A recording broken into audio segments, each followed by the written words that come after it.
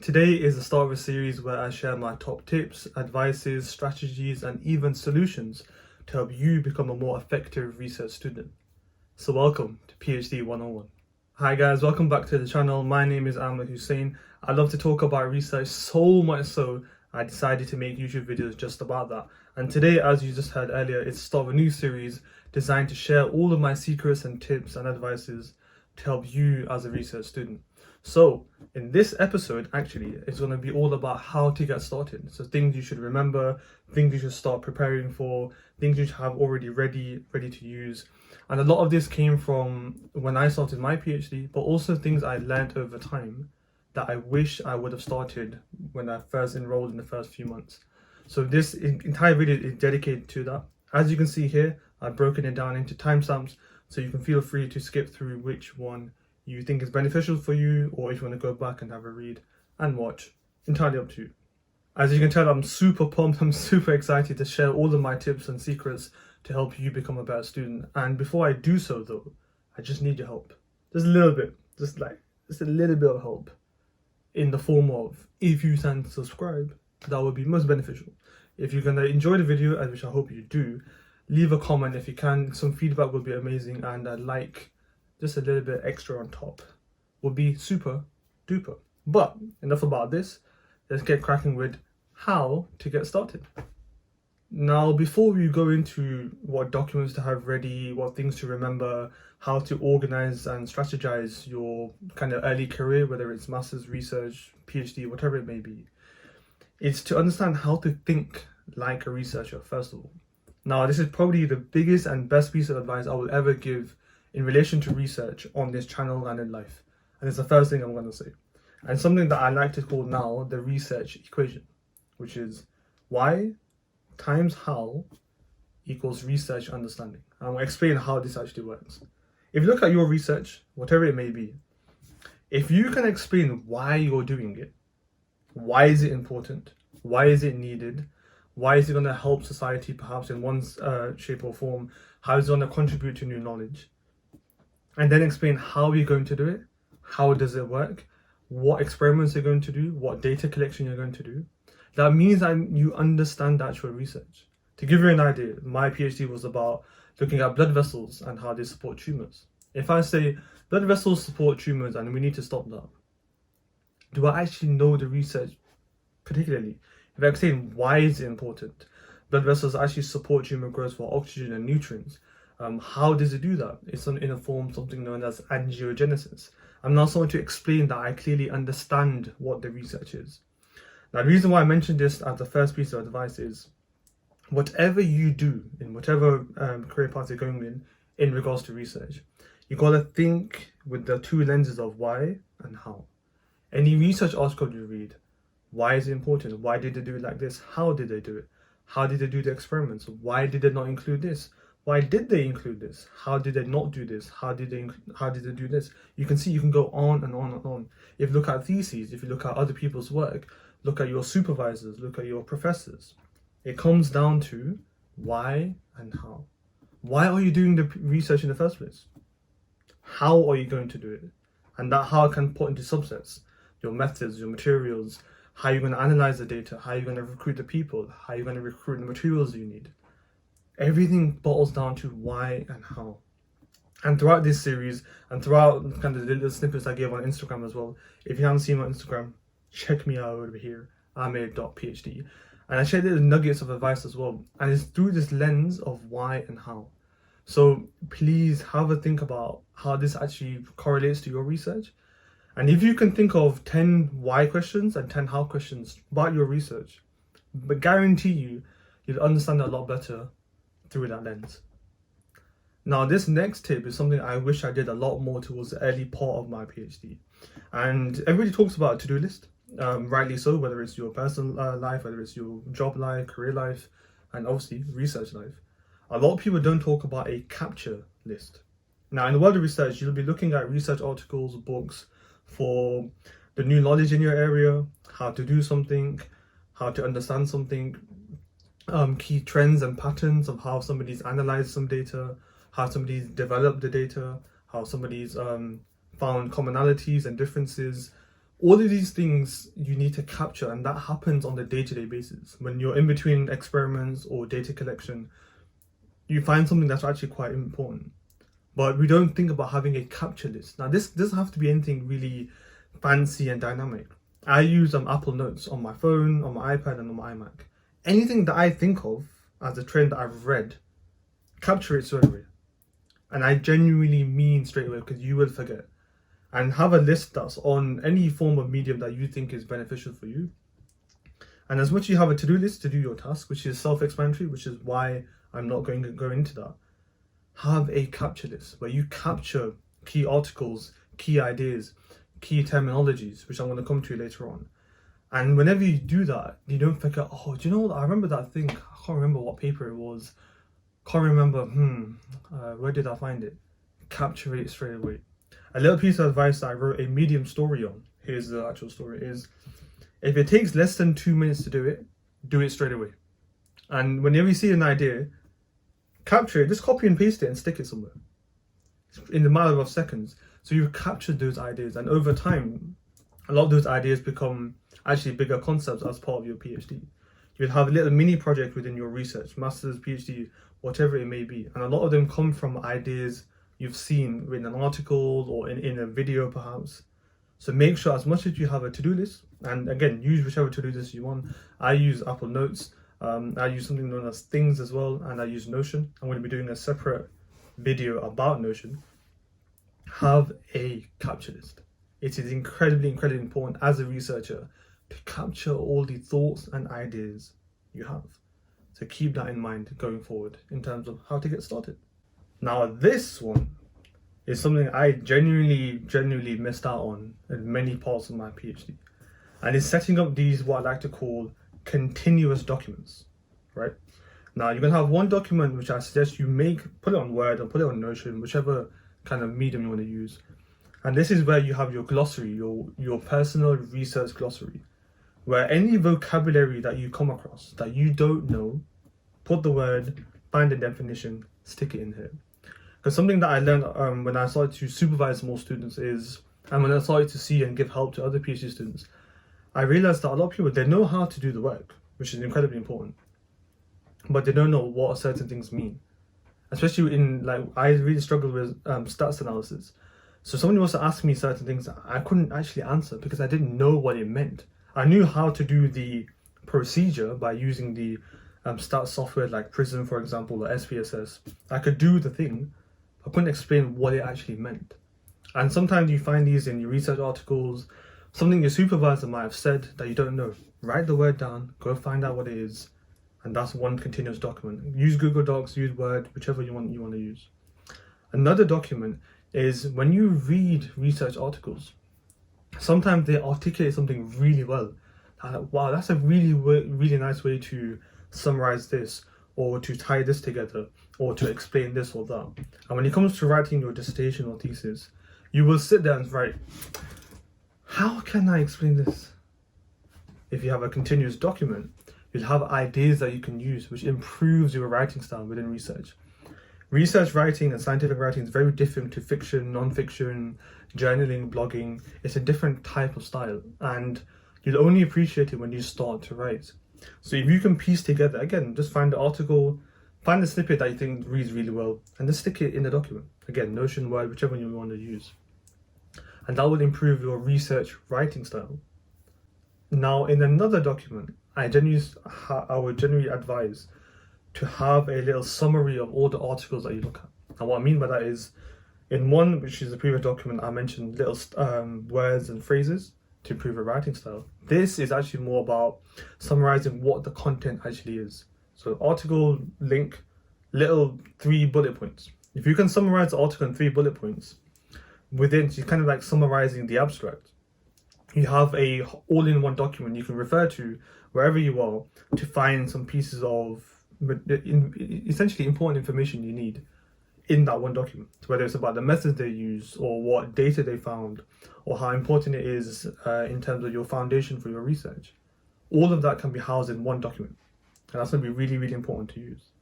And lastly, the fourth document is actually a document to understand the different techniques, protocols, ways of analysis you're going to do in your research. Write it down, break it down, and then start to put in how you're going to do that. This is what you should be doing right at the start, if not within the first few months of your research. Because then it starts to plan out things of, okay, I need to learn this, I need to understand how to do that, I need to practice doing this. It's all out there there for you.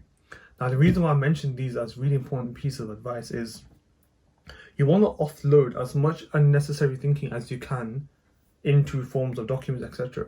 So then your brain is more focused on the actual research at hand, the experiments, the data collection, the ways of analysis. So you're not trying to use a lot of your other brain power to remember what to do. You can offload it to these Word documents, so then you can refer back to it whenever you need to. You know, our kind of brains are really good at creative things, not really good at storing large amounts of information. So if you were to offload that, you can use that brain for more creative research, critiquing, analyses, and other things related to your life. So those 4 documents I would really recommend. Even if you, again, by the way, with this series, even if you started a year over, you can still get this started. So it's going to be really useful to you towards the end of your research student life. And I think that's going to be really important for you. Now, something I really, really wish I made more use of, so something that I did, but I didn't make use of more, was using a calendar. Now, I know this sounds super pedantic, but what I mean by this is actually you using your calendar to make chunks of what you want to do in each day. So this experiment, chunk it out. These meetings, chunk it out. This period of research, kind of writing practice, or these courses, chunk out blocks in your week. Why? Because again, it goes back to that point I mentioned before, but it offloads things that you need to remember. Because 9 times out of 10, you see memes on TikTok, Instagram about, oh, I forgot to do that. And you get these funny videos which are hilarious because it's so true that we forget what to do in terms of our day-to-day things, or oh, I forgot to set that up, or forgot to finish that off. Make chunks in your day. And again, there's plenty of videos of what calendar to use. So, you know, Notion, Google Calendar, Apple Calendar, Outlook, whatever you want to use. Trello as well, which is another one. This video is about what you need to set up, and whichever way you want to do that, that's perfectly up to you. But make sure whatever calendar you use, make chunks of time allocated to certain tasks. Because when it's there, then you'll remember to do it, and you're potentially more motivated to do it, as opposed to just having a to-do list. If you can see the time, see what day is going to be done in some capacity, you're going to be more likely to get it done. And plain and simple, you are now organizing your time a lot better. So moving on, another thing that I wish I tried to make more use of, and something I did towards the end of my PhD a lot, but I didn't do towards the start much, is identify the leading experts in your research area. The top professors, the top innovative scientists and pioneers of your research, whatever your research may be. Identify who they are. Remember their names, make another document if you need to, and then you will follow them. Whatever paper they put out, you read it. They have access to it, put alerts on. Because these are the people you are getting your research from. These are the leading people, leading figures essentially in your research area. So know who they are, so you can learn from what they're doing right now. Can you look at what they articled in 2021? Can you use some of that for your research now? That's incredibly, incredibly important. And with this segment of the video, is something else that is a golden piece of advice, is identify theses that you can find that are related to your research. It can be slightly broad, but find theses that are good in terms of their structure, which you can model and think of ideas from. And look at theses that have the type of research that you're doing. And you can pull together from around the world, something, even if it's slightly dated, that's fine, even if you can request a copy, because it gives you something to base your stuff off from. Anything we do in life, we learn from somebody else, or we look at a course, or we look at a template already. And why shouldn't a PhD or master's be any different? Find theses that you can find, you can read, get ideas from. Again, you'll find them within your research group, naturally, but you'll also find some that are externally, which I did. I found, I think, 7 or 8 theses that gave me ideas about what I could base my thesis off. And then obviously I cited them. I even contacted the authors to get some ideas from. Because your research will be very similar and obviously novel compared to theirs because yours is new, but you'll have a lot of ideas from them. So a lot of those questions, how can I structure this? How can I do that? Which way should I put this? Can actually be found from these theses as sources of inspiration. Now, this is more of a critical port of thinking, which is have a portable note, wherever it may be, of the key list of contacts. Now, this again sounds very pedantic, but believe me, it can be so useful when you're in the pickle and when you're stuck and you can't do anything and you need to contact somebody. So, your supervisors, the doctoral college that you're part of, other colleagues that are part of your research group. Again, these can be email addresses or contact numbers if you are allowed to have them. Certain areas of the university that you're in, so the security office or the estates help desk or other kind of contact information that you need, even if it's the technicians, email the technicians if you're struggling with something or you forgot to do something and you've left, you can contact them. When you have this straight away, in the world of psychology, something known as the path of least resistance. And when you have this, it's really effective to go from thought straight to action. Because many times, and you will do this in your research, believe me, because I learned from experience that you start to find, oh, who was that person? What is their email address? Have you got their contact number? And you'll be asking people for that piece of information that you could actually have, takes maybe 5 or 10 minutes to put together, and you can have it on your phone. Now, I think 99% of people have a mobile phone nowadays. I actually met a friend who plays tennis and doesn't have a mobile phone. And I've yet to ask him, why do you not have a mobile phone? He might have a valid reason, but yeah, it's interesting thought, right? If you have a mobile phone, or even in your wallet or your purse or whatever it may be, have a little paper of contact information. And I'll again say put it as a piece of paper because your phone might die and you might not remember who you need to contact. Maybe you're stuck in the lab or maybe you're stuck in the office and you don't know what the actual number is and you can't actually find it quickly. Have a digital version and a hard copy paper version of the key contacts of information that you need. This is a very interesting yet obvious piece of advice, which is with the world of technology, you now have cloud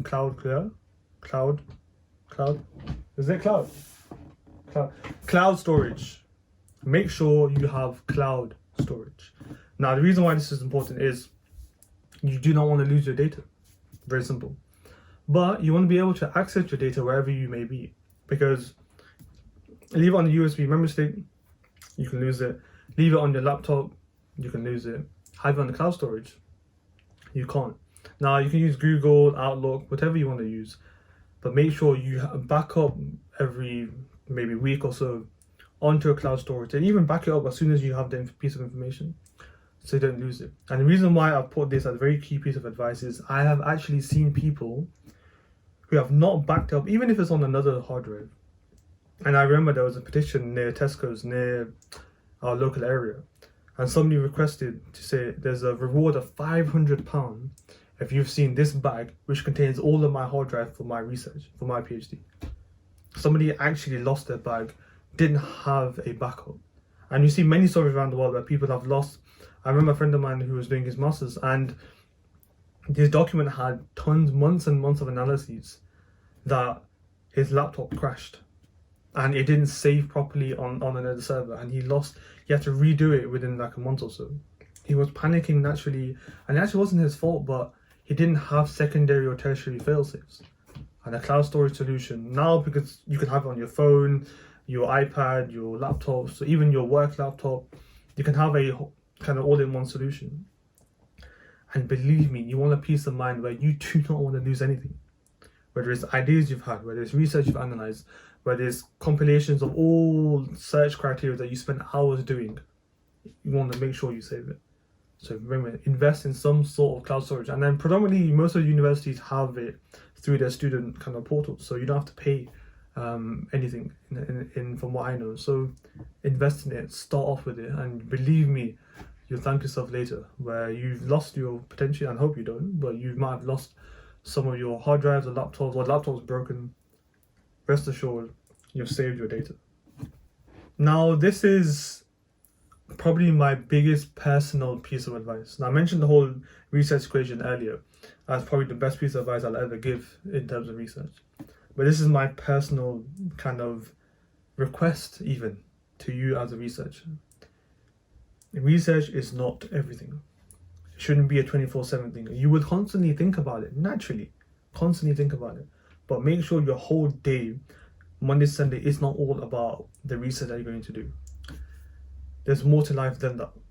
And use your PhD as a springboard to learn new things. Make sure the hobbies you've brought into your PhD you can continue.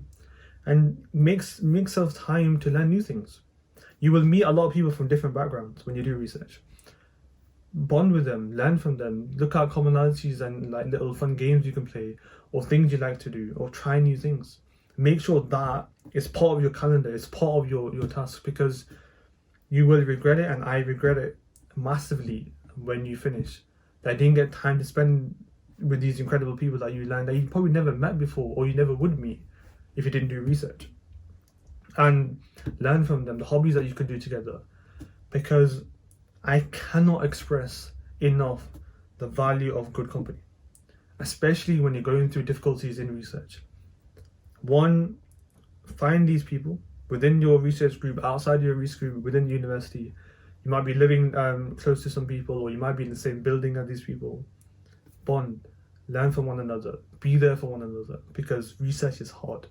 And when it's very hard, it's even harder when you're on your own. When you have people to talk to, and you have people to do things with. When you finish your research, you might want to go play a sport, or go watch a movie, or to go do something creative that's outside and has nothing to do with research. I cannot express the value of good company. I cannot express how important it is, and how I sincerely urge you to make sure you find these people within your research and stick with them, because they will help you and you will help them naturally. And like I said, one take-home message is, before you embark on doing the research, learn the research first. Learn why is it needed? How do you do it? Why and how are you doing these things before you embark on doing them? Because you'll be able to do it quicker, more effectively, and with minimal mistakes if you know why. Many researchers get told by supervisors, right, get in the lab or start producing your questionnaires for your study design, whether it's quantitative or qualitative. But they don't know why and how it works.